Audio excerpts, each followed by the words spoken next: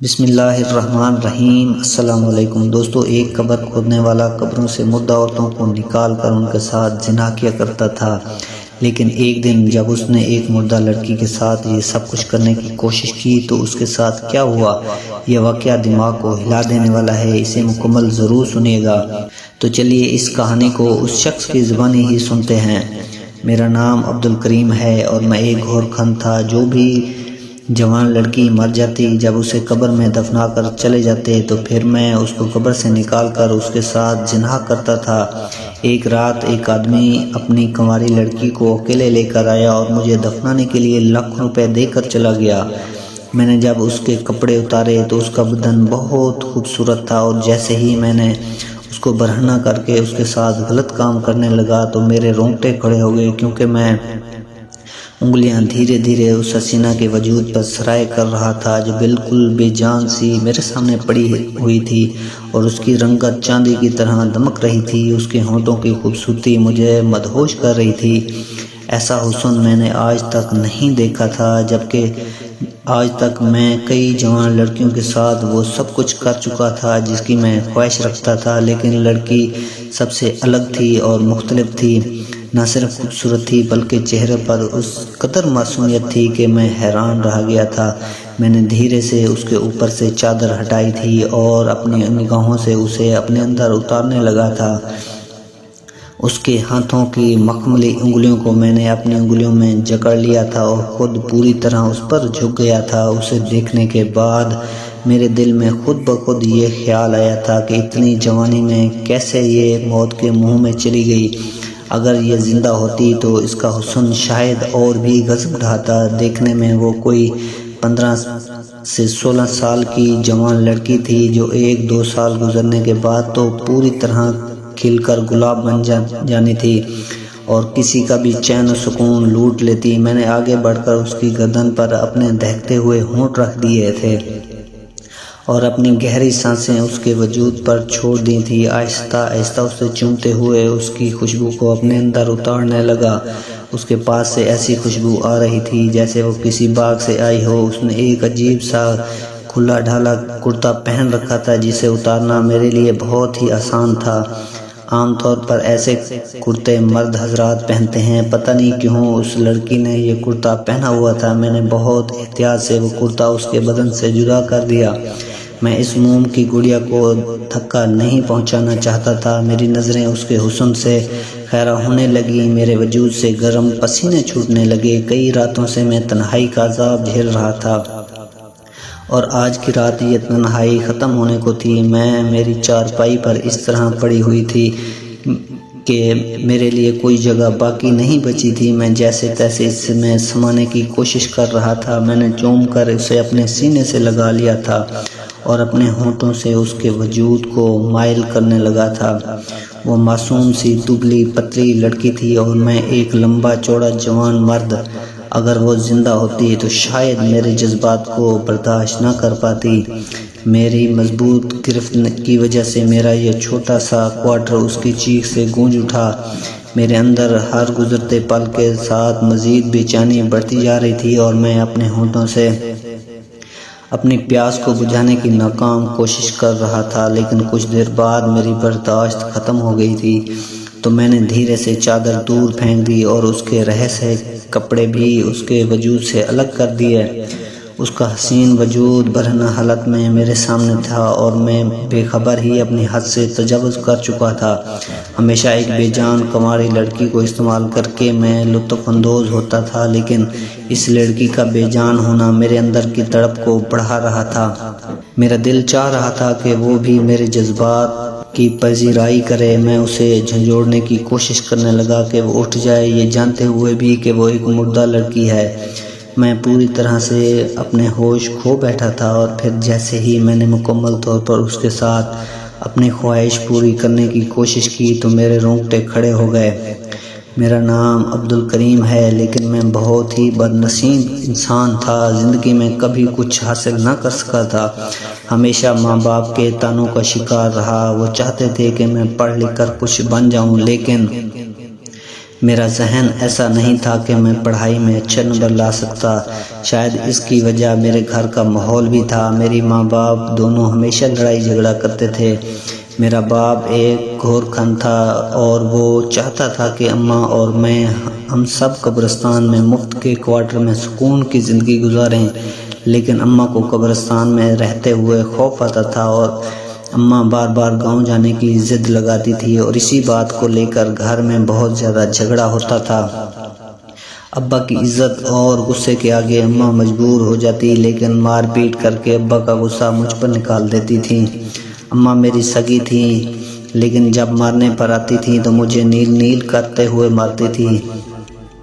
اماں کو لگتا تھا کہ میرے مستقبل کی وجہ سے اماں کو ابا گاؤں میں نہیں جانے دیتے، جبکہ اماں کا سب گھر بار گاؤں میں ہی تھا اور انہیں یہ زندگی بالکل بھی پسند نہیں تھی، جبکہ ابا چاہتے تھے کہ میں یہیں پڑھ لکھ کر اور پھر کسی قابل ہو جاؤں تو ہم ہمیشہ کے لیے شہر میں ہی رہ جائیں۔ ابا کو گاؤں کی زندگی سے بیر تھا، مگر نہ ہی میں پڑھ سکا اور نہ ہی اماں کے عذاب سے بچ سکا۔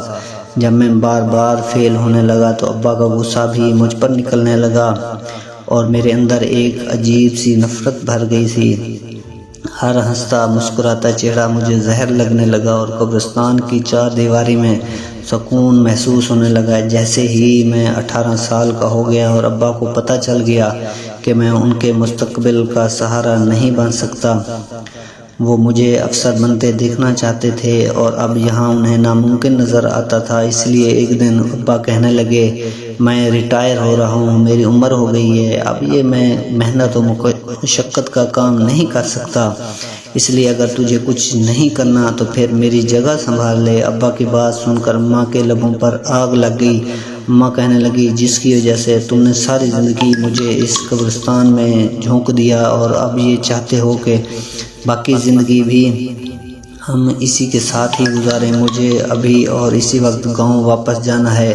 اماں نے ایسا ہنگامہ کھڑا کیا کہ ابا نے اپنی ذمہ داریاں مجھے سونپیں اور خود اماں کو لے کر گاؤں چلے گئے۔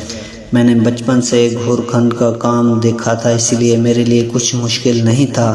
میں نے آسانی سے ابا کا کام سنبھال لیا۔ شروع میں تو بہت کچھ ٹھیک تھا، لیکن پھر دھیرے دھیرے میں نے جوان لڑکیوں کی محدود سوائے اتارتے ہوئے میرے دل کی زبان بدلنے لگی۔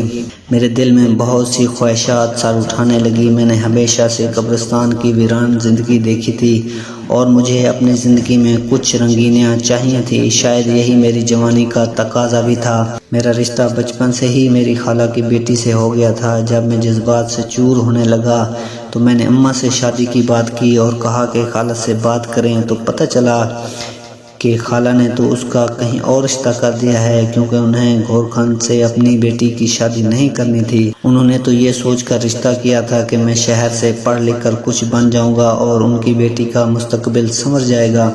میرا رشتہ بھی ختم ہو گیا تھا اور ساتھ ہی میری اماں بھی مجھ سے ناراض ہو گئی تھی۔ بلبشا کا رشتہ کسی اور سے ہو گیا تھا اور یہ سن کر میرے تن بدن میں آگ لگ گئی تھی۔ میں نے بہت مشکل سے کچھ دن کی چھٹیاں حاصل کیں اور گاؤں پہنچ گیا۔ خالہ نے تو سیدھے منہ مجھ سے کوئی بات تک نہیں کی تھی، البتہ ان سے چھپ کر بلبشا مجھ سے ملنے آئی تھی اور وہ بھی مجھے پسند کرتی تھی، لیکن اپنی اماں کے آگے ہار گئی تھی۔ میں نے زبردستی اس رشتے کے لیے اسے قائل کرنا چاہا، لیکن وہ نہ مانی۔ اس نے خود مجھ سے اپنا دامن چھڑا لیا۔ وہ بھی ساری زندگی قبرستان میں رہنا نہیں چاہتی تھی۔ میں پوری طرح ہار کے واپس شہر لوٹ آیا اور میں نے سوچ لیا کہ اب میں کبھی پلٹ کر گاؤں نہیں جاؤں گا۔ میں تنہائی ہی قبرستان میں ساری زندگی ساری رات کروٹ بدلنے لگا۔ جوانی عروج پر تھی اور جذبات کو لگام لگانا مشکل تھا، مگر مجھے اس بات کا بھی یقین ہو گیا تھا کہ مجھ جیسے انسان سے کوئی لڑکی شادی نہیں کرے گی۔ ایسے ہی ایک رات میں قبرستان کے چکر لگا رہا تھا کہ میں نے دیکھا کہ ایک کفن چور تازہ قبر کھود کر کفن چوری کر کے بھاگا ہے۔ اسے تو میں نہ پکڑ سکا، لیکن جب اس قبر کے پاس پہنچا تو مجھے یاد آیا کہ شام کو ہی میں نے ایک جوان لڑکی کے لیے یہ قبر تیار کی تھی۔ کفن چور نے ایک طرف سے قبر کھول دی تھی۔ کھلی ہوئی قبر دیکھ کر میرا دل مچلنے لگا۔ شیطان مجھ پر غالب آ گیا، اسی لیے بنا سوچے سمجھے سمجھے میں قبر کے اندر داخل ہو گیا، اور پھر اس رات پہلی دفعہ میں نے وہ حرکت کی تھی جس کی وجہ سے شاید میں نے اپنا وجود ہی کھو دیا تھا۔ میں دائرہ اسلام سے خارج ہو گیا تھا، ایک درندہ اور ایک وحشی بن گیا تھا۔ ایک گناہ انسان کو اتنا سخت دل بنا دیتا ہے کہ پھر اسے خدا کا خوف بھی نہیں رہتا۔ اس کے بعد آنے والی زندگی میں اس طرح کی حرکتیں کرتا رہا۔ میرے دماغ میں یہ بات سوار ہو گئی تھی کہ گھور کن کے ساتھ تو کوئی بھی لڑکی شادی نہیں کرے گی، تو پھر میں کیوں کسی بھی لڑکی کی عزت کو بخش دیتا۔ جب بھی کسی جوان لڑکی کی میت آتی تو میں اسی رات اس کی قبر میں داخل ہوتا اور اپنے جذبات کو تسکین پہنچا دیتا۔ زیادہ تر میرا نشانہ جوان اور کنواری لڑکیاں ہی ہوتی تھی جن کے ساتھ میں زیادتی کر کے مجھے بہت خوشی ملتی تھی۔ مجھے پکڑے جانے کا بھی کوئی خوف نہیں تھا کیونکہ اس قبرستان میں اکیلا گھور کھان تھا اور یہ قبرستان شہر سے تھوڑا ہٹ کر تھا، اسی لیے رات کے وقت یہاں زیادہ تر کوئی نہیں آتا تھا۔ یہ بھی ایک ایسی ہی رات تھی اور سردی کا جوش تھا۔ رات کے کوئی 2 بج رہے تھے۔ میں بے چینی کے عالم میں چارپائی پر کروٹ بدل رہا تھا۔ سردی کی راتوں میں تنہا چارپائی پر لیٹنا مجھے کانٹوں پر لیٹنے جیسا معلوم ہوتا تھا۔ پچھلے ہفتے سے کسی جوان لڑکی کی میت نہیں آئی تھی اور یہی وجہ تھی کہ نیند میری آنکھوں سے اڑ گئی تھی۔ میرے اندر کی آگ میری سانسوں کو بھاری کر رہی تھی۔ جب زنا کا چسکا لگ جائے تو پھر اس کے بغیر رہنا ممکن نہیں ہوتا، اور مجھے بھی چسکا لگ گیا تھا۔ مجھے اس بات پر بہت پریشانی ہو رہی تھی کہ کسی جوان لڑکی کا جنازہ کیوں نہیں آ رہا۔ میں پوری طرح تڑپ رہا تھا۔ میرا بس چلتا تو میں دوبارہ کسی استعمال کی ہوئی لڑکی کو ہی استعمال کر لیتا، لیکن میں صرف تازہ میت کے ساتھ ہی زیادتی کرتا تھا، اسی لیے مجبور تھا۔ ایسا بہت ہی کم ہوتا تھا کہ ہفتہ گزر جانے پر بھی کسی لڑکی کے میت نہ آتی، ورنہ تو ہر دوسرے دن کوئی نہ کوئی جوان لڑکی مجھے مفت میں مل جاتی تھی اور میں اپنے اندر کی آگ بجھا لیا کرتا تھا۔ اپنے باپ کا یہ پیشہ بھی میں نے اسی لیے اپنایا تھا کہ مفت میں اپنی خواہش کو پورا کر سکوں۔ اب تو کئی سالوں سے میں یہ کام کر رہا تھا، اس لیے میرے اندر نہ ہی کوئی ڈر تھا اور نہ ہی کوئی خوف تھا اور نہ ہی کوئی جھجک تھی۔ جب بھی کوئی اپنی جوان لڑکی کو دفنا کر چلا جاتا تو میں رات کے اندھیرے میں خاموشی سے اس کی قبر کھولتا اور اس کے پیروں کی طرف سے اندر چلا جاتا اور پھر اپنی پیاس بجھا کر وہیں سے واپس آ جاتا، اور کسی کو کانو کان خبر تک نہ ہوتی۔ مجھے بڑی عمر کی عورتوں میں بھی کوئی دلچسپی نہیں تھی، صرف کنواری لڑکیاں پسند تھی جن کا نرم اداس وجود مجھے سکون پہنچایا کرتا تھا۔ اب بھی میں کسی ایسے ہی وجود کے لیے تڑپ رہا تھا۔ جب میں نے اپنے جذبات کو سنبھالنے کی کوشش ہی کر رہا تھا کہ میرے کوارٹر کا دروازہ سر زور سے بجنے لگا، اور میں قبرستان کے کونے میں ہی رہتا تھا، اس لیے جو کوئی بھی رات کے اس پہر آتا وہ سیدھے میرے کوارٹر میں پہنچ جاتا۔ جب دروازہ دوبارہ سے بجا تو میں نے اٹھ کر جلدی سے دروازہ کھول دیا۔ میرے سامنے ایک آدمی کھڑا تھا، اس کے چہرے پر بہت زیادہ پریشانی تھی اور گود میں چادر میں لپٹا ہوا ایک وجود اس نے بہت مشکل سے اپنے بازو میں اٹھا رکھا تھا۔ اس نے مجھے سے اندر آنے کی اجازت مانگی تو میں انکار نہ کر سکا، اسے جگہ دی تو اس نے میری چارپائی پر چادر میں لپٹا ہوا وجود لٹا دیا جو پوری طرح ڈھکا ہوا تھا۔ میں حیرت سے دیکھنے لگا۔ اتنا تو میں سمجھ گیا تھا کہ کوئی لڑکی ہی ہے، لیکن وہ اس طرح چادر میں لپٹی ہوئی کیوں تھی؟ میں سوالیہ نظروں سے اس آدمی کی طرف دیکھنے لگا۔ اس نے جیب سے نوٹوں کی گڈی نکال کر میرے ہاتھ میں رکھی اور کہنے لگا کہ میرے پاس زیادہ وقت نہیں ہے، مجھے دوسرے شہر جانا ہے، تم اس کی تدفین کا انتظام کر دو۔ اتنے سارے پیسے دیکھ کر میری آنکھیں کھلی کی کھلی رہ گئیں۔ کم سے کم ₹1,00,000 تو تھے جس سے میری بہت سی خواہشات پوری ہو سکتی تھی۔ میں نے جلدی سے نوٹ اپنے ہاتھ میں پکڑ لیے اور تج کے مارے اس سے پوچھنے لگا یہ کون ہے اور اس کا انتقال کیسے ہوا؟ اس آدمی نے عجیب نظروں سے مجھے دیکھا اور کہنے لگا اتنے سارے پیسے تمہیں دے رہا ہوں، پھر تمہیں کیا پریشانی ہے؟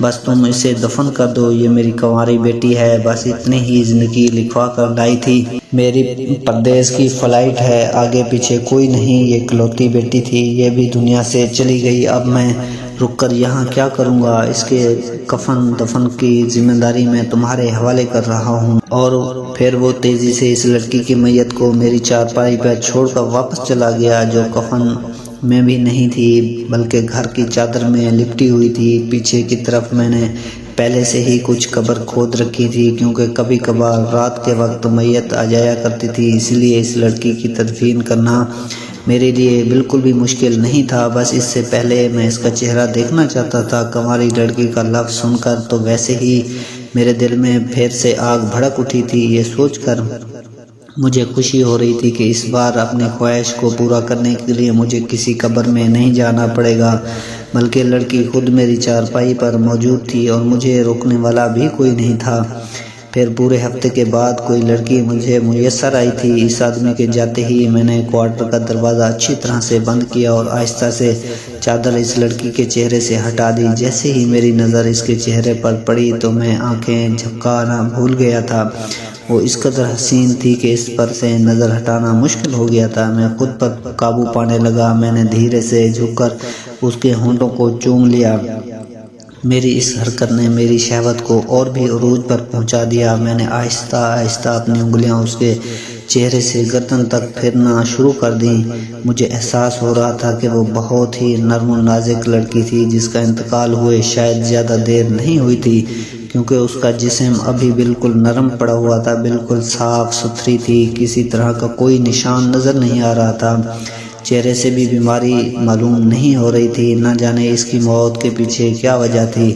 مجھے اس وقت وہاں وجہ جاننے میں کوئی دلچسپی نہیں تھی، بس پوری طرح سے میں اسے چھیڑ رہا تھا کہ وہ میرے جذبات کو ٹھنڈا کر دے، لیکن وہ ایک بے جان لڑکی تھی، میرے لیے کچھ نہیں کر سکتی تھی۔ مجھے خود ہی اپنی آگ کو بجھانا تھا۔ میں اپنی ہر حد کو پار کرتے ہوئے جیسے ہی اس کے ساتھ زنا کی کوشش کرنے لگا تو میرے قدموں تلے سے زمین نکل گئی اور میں خوف کھا کر پیچھے ہٹا تھا۔ پھر اس کے وجود پر چادر پھینکتا ہوا کوارٹر سے باہر نکل آیا۔ میری سانسیں پھول گئی تھیں اور میرا دل کسی گاڑی کی طرح چل رہا تھا۔ کتنی ہی دیر میں بدحواس کوارٹر کے باہر کھڑا رہا اور پھر جب مجھے کچھ ہوش آیا تو میں دوبارہ اندر آیا اور اندر کے منظر نے میری جان نکال دی تھی۔ وہ لڑکی کون تھی؟ اسے یہاں کون لایا تھا؟ اسے لانے والا کون تھا؟ یہ وہ سوالات تھے جن کا جواب جاننا میرے لیے بہت ہی ضروری تھا۔ وہ میرے سامنے چارپائی پر بیٹھی تھی۔ اس نے وہی ڈھیلا ڈھالا کرتا پہنا ہوا تھا، چادر اپنے گرد لپیٹی ہوئی تھی اور زار و قطار رو رہی تھی۔ مجھے دیکھ کے وہ اور چیخنے چلانے لگی۔ وہ تو شکر تھا یہ ویران جگہ تھی اور اس کی چیخیں کسی نے نہیں سنی تھیں۔ میں نے اسے بڑی مشکل سے خاموش کروایا اور بتایا کہ اسے یہاں کسی طرح لایا گیا تھا، اور پھر جب میں نے اسے سوال و جواب شروع کیے تو اس نے ایک ایسی حقیقت بتائی جسے سن کر میرے رونگٹے کھڑے ہو گئے۔ اس لڑکی کا نام نیلم تھا۔ وہ ایک بہت ہی پاکیزہ شریف گھرانے کی لڑکی تھی۔ اس نے بتایا کہ وہ حافظ القرآن ہے اور اپنے گھر کے حالات کو ٹھیک کرنے کے لیے دوسروں کے بچوں کو قرآن پاک کی تعلیم دیتی تھی۔ زیادہ تر وہ بڑے بڑے بنگلوں میں پڑھانے کے لیے جاتی تھی تاکہ ہدیانہ مل جائے اور اس کے گھر کا گزارا چل سکے۔ اس کی ماں بیوہ عورت تھی، چھوٹے چھوٹے بہن بھائی تھے، وہی سب سے بڑی بہن تھی، اسی لیے اسے ہی اپنا گھر سنبھالنا تھا۔ اس نے اپنے مرحوم باپ کی ذمہ داری اپنے کاندھے پر لے لی تھی اور اپنے چھوٹے بہن بھائیوں کی کفالت کرنے کی خاطر سب کچھ کرنے لگی۔ پچھلے کچھ عرصے سے اسے ایک امیر شخص کے بچوں کو عربی پڑھانے کا کام ملا تو وہ خوشی خوشی یہ کام کرنے لگی۔ وہ پورے پردے میں اس گھر میں جاتی اور تنہا بیٹھ کر بچوں کو پڑھاتی۔ اسے یہ زیادہ کام مشکل بھی نہیں لگتا تھا اور پھر ہدیانہ تھا، اس لیے وہ اپنے کام سے بہت خوش تھی۔ مگر دھیرے دھیرے اسے احساس ہوا کہ ان کے بچوں کا باپ کسی نہ کسی بہانے اس کمرے کا چکر کاٹتا ہے جہاں بچوں کو پڑھاتی تھی۔ وہ اپنا منہ چھپا لیتی، کبھی نقاب کر لیتی، کبھی ماسک لگا دیتی تھی، لیکن کسی نہ کسی بہانے بچوں کا باپ بے دھڑک اندر آ جاتا اور اس کا دیدار کر کے چلا جاتا۔ اس نے کئی بار ان بچوں کی ماں سے بات کرنے کی کوشش کی، لیکن وہ ہائی سوسائٹی کے لوگ تھے جن کی نظر میں نیلم جیسی لڑکی تقیہ نسی اور پرانی سوچ کے مالک ہوتی ہے۔ ان بچوں کی ماں نے اس بات پر کبھی یقین کرنے کی کوشش نہیں کی کہ اس کا شوہر نیلم پر بری نظر رکھنے لگا ہے۔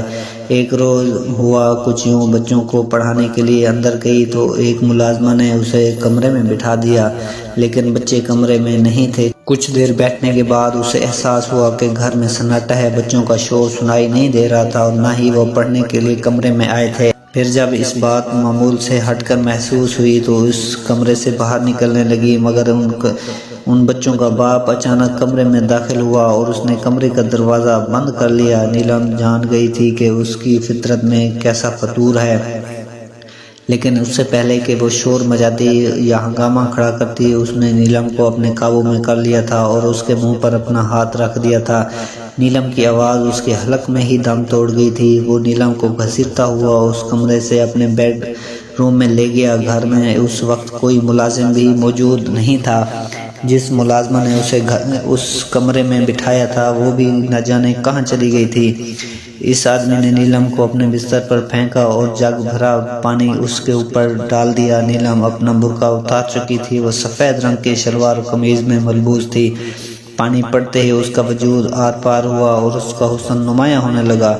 وہ شخص بڑی بےتابی سے نیلم پر حملہ آور ہوا۔ نیلم خود کو اسے بچانے کے لیے بستر سے اٹھ کر بھاگی، لیکن کچھ پانی ماربل پر بھی گر گیا تھا، جس کی وجہ سے وہاں پھسل کر اس طرح گری کہ بے ہوش ہو گئی۔ اس کے بعد اسے کچھ یاد نہیں تھا، اور اب جب اسے ہوش آیا تو وہ برہنہ حالت میں میرے کوارٹر میں موجود تھی، اور یہ کہہ کر وہ پھوٹ پھوٹ کر رونے لگی۔ میں نے اسے بتایا کہ اسے لانے والا آدمی اسے مردہ کہہ کر یہاں چھوڑ گیا تھا اور وہ اس کے دفن کے لیے پیسے بھی دے کر گیا تھا۔ میں نے اسے بتایا کہ جب وہ یہاں آئی تو اس کی عزت بالکل محفوظ تھی، اس کے وجود میں کوئی خراش نہیں تھی، اور اگر اس کی عزت کو کسی نے نقصان پہنچانے کی کوشش کی تو وہ میں ہی تھا، لیکن میں بھی اس کے ساتھ زنا نہیں کر سکا تھا کیونکہ اس سے پہلے ہی اسے ہوش آ گیا تھا۔ اسے روتا ہوا دیکھ کر مجھے نہ جانے کیوں بہت تکلیف ہو رہی تھی۔ میں نے ہاتھ جوڑ کر اس سے معافی مانگی اور اسے گھر پہنچانے کی ذمہ داری اپنے کاندھ لے لی۔ وہ پریشان تھی اور آدھی رات ہو چکی تھی۔ اسے اپنے بیوہ ماں کا خیال ستا رہا تھا، اس لیے میں اسے رات کے اس پہر اس کے گھر کی طرف لے کر نکل پڑا۔ اس کی ماں واقعی بہت پریشان تھی۔ وہ اس کے گلے لگ کے پھوٹ پھوٹ کر رونے لگی۔ عزت پوری طرح تو خراب نہیں ہوئی تھی، لیکن کہیں نہ کہیں میں نے اس پر ہاتھ ڈالا تھا، اس لیے میں نے اسے شادی کی پیشکش کی اور اسے بتایا کہ میں گھوٹ کھانوں، اور یہ بھی بتا دیا تھا کہ میں اپنی غلطی پر بہت شرمندہ ہوں۔ نیلم نے دوبارہ مجھ سے کلمہ پڑھایا تھا اور میرے کہنے پر 2-3 دن بعد مجھ سے نکاح بھی کر لیا تھا۔ اس کے 2 چھوٹے چھوٹے بہن بھائی تھے جن کی خاطر وہ بہت محنت کر رہی تھی۔ کرائے کا گھر تھا۔ میں اس کے گھر والوں کو بھی اپنے کوارٹر میں لے آیا تھا اور ان کی ضرورت کو اپنی ذمہ داری سمجھ لیا تھا۔ میری بیوی کو دین کی بہت سمجھ تھی اور میں بھی اس کی طرف جھکنے لگا۔ آہستہ آہستہ اس نے مجھے بھی ایک اچھا انسان بنا دیا، کیونکہ میں نے اپنے ماں جی کے بارے میں اپنی بیوی کو سب کچھ بتا دیا تھا، اور اس نے میری اصلاح کی۔ آہستہ آہستہ مجھ سے ہر مسئلے کے بارے میں بتانے لگی۔ مجھے ہر گناہ پر بہت پچھتاوا ہوا تھا۔ میں ہر روز اپنے گناہوں پر ندامت کے آنسو بہانے لگا تھا۔ اس بات کو تقریباً 2 ماہ ہو چلے تھے کہ ایک روز قبرستان میں ایک میت لائی گئی۔ میں قبر تیار کر چکا تھا، بس دفن کے مراحل کے لیے کھڑا تھا کہ جب اس کا چہرہ میری آنکھوں کے سامنے آیا۔ میری نظر پڑی جس کا پورا جسم جل کر جھلس چکا تھا، ہونٹ بھی بالکل سیاہ تھے، صرف چہرہ سلامت تھا۔ اس چہرے کو لاکھوں چہروں میں بھی میں پہچان سکتا تھا، کیونکہ یہ وہی آدمی تھا جو نیلم کو لایا تھا۔ اور پھر جب میں نے معلومات کی تو پتہ چلا کہ وہ شخص بہت بری طرح جل کر مر گیا ہے۔ لوگ دبے دبے لفظوں میں کہہ رہے تھے کہ جو دوسروں کی عزتوں کے ساتھ کھیلتا ہے اس کا انجام ایسا ہی ہوتا ہے۔ میں نے جب معلومات کی تو مجھے پتہ چلا کہ وہ غریب لڑکیوں کا استعمال کرتا تھا اور بری صحبت میں مبتلا تھا، اور اس کی گاڑی کا کچھ اس طرح سے حادثہ ہوا کہ وہ پوری طرح جل گیا۔ بس اس کا چہرہ باقی رہ گیا، باقی جسم کا کوئی حصہ بھی جلنے سے باقی نہیں بچا تھا۔ جن ہاتھوں سے لوگوں کی عزتوں سے کھیلتا تھا وہ ہاتھ تک جل گئے تھے، یہاں تک کہ اس کا نفس بھی پوری طرح جل کر بھسم ہو گیا تھا۔ اللہ نے اس کے چہرے کو اس لیے باقی رکھا تھا تاکہ میں اس کا انجام دیکھ کر مزید عبرت حاصل کر سکوں۔ اسے دفن کرنے کے بعد میں سارا وقت روتا رہتا تھا اور اللہ سے معافی مانگتا رہتا تھا۔ آج بھی میرے دل کو قرار نہیں آتا اور مجھے خوف آتا ہے کہ کہیں میرا انجام بھی ایسا نہ ہو، مگر میری بیوی مجھے سمجھاتی ہے کہ میں توبہ کر چکا ہوں اور اللہ توبہ کو قبول کرنے والا ہے۔ میں آپ دوستوں سے پوچھتا ہوں، آپ لوگ مجھے بتائیں کہ مجھ جیسے بدکار کو اللہ تعالیٰ معاف کر دے گا؟ کیا میری معافی اللہ تعالیٰ کی بارگاہ میں قبول ہو جائے گی؟ دوستو، اس واقعے کو خاص طور پر اپنے نوجوان دوستوں اور فیملی میں ضرور شیئر کیجیے گا، کیا پتہ اس کہانی سے کسی کو کچھ سیکھنے کو مل جائے اور وہ بھی اپنے گناہوں سے توبہ کر لیں، اور اس کی توبہ کے صدقے اللہ پاک ہماری بھی بخشش فرما دے۔ دوستو یہ کہانی سچی ہے یا نہیں اس کے بارے میں کوئی مکمل معلومات نہیں ہے، اس کا صرف ایک ہی مقصد ہے اور وہ یہ ہے کہ ہم سب اللہ کے آگے جھک جائیں اور اپنے اعمال کو درست کر لیں۔ جب تک توبہ کا دروازہ کھلا ہے توبہ کر لیں، قبل اس کے کہ توبہ کا دروازہ بند ہو جائے اور ہم اپنی اپنی قبروں میں جا بسیں۔ تو امید کرتا ہوں کہ ہماری آج کی ویڈیو آپ کو ضرور پسند آئی ہوگی۔ ویڈیو اچھی لگی ہو تو اس کو ایک لائک اور ہمارے چینل کو ضرور سبسکرائب کریں۔ ملتے ہیں نیکسٹ ویڈیو میں، تب تک کے لیے اپنا ڈھیر سارا خیال رکھیے گا۔ اللہ حافظ۔